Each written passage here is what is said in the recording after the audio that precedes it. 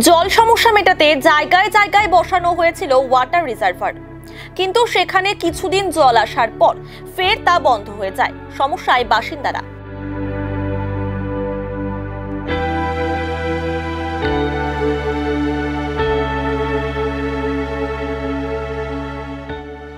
রাজগঞ্জ ব্লকের বিন্নাগুড়ি গ্রাম পঞ্চায়েতের শাহুডাঙ্গিতে বাম আমলে সজল ধারা প্রকল্পে পানীয় জল প্রকল্প করা হয়।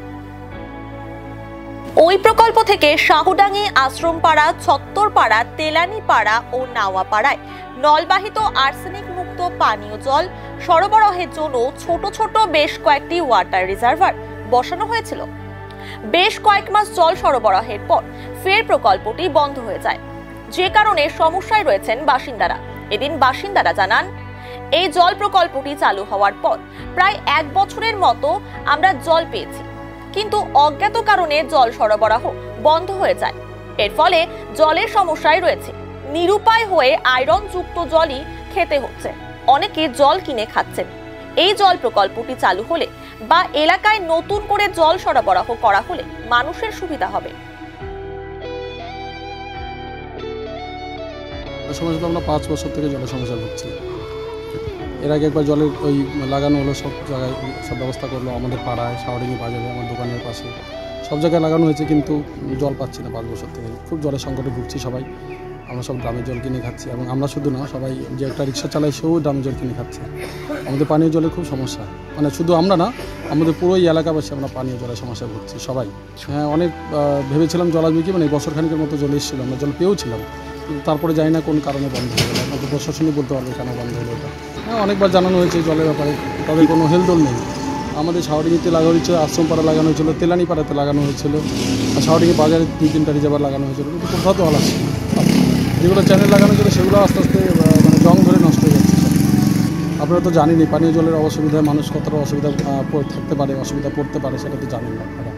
সবার পক্ষে তো আর ড্রামের জল কিনে খাওয়াটা সম্ভব না। 1 ড্রাম জাম কিনতে গেলে 30 টাকা করে দাম নেয়, সবার পক্ষে সম্ভব না।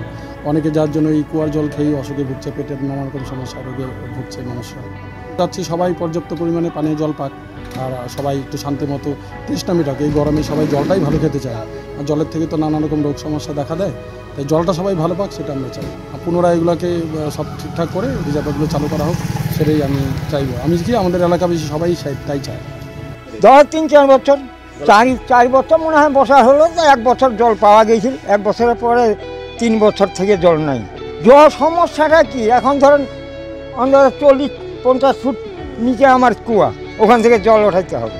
সুবিধা হবে, পাবলিকের সুবিধা, সরকার তো টাকা দেয় সুবিধার জন্য, কিন্তু সরকার টাকা নিয়ে ঠিকই দেয়, কিন্তু এইদিকে যে ওই যে 9-6 করে দেয় এই ব্যাপারে। প্রধান পঞ্চায়েত 2-3 আসে গেল, ওই হবে হবে হবে হবে এই করে দিন সময় কাটে যাচ্ছে। এই পাশে একটা আছে, ওই পাশে একটা আছে, মানে ধরেন আমার এই ওই অঞ্চলে তো কয়টা আছে, আমার এখানে তো 3-4টা আছে।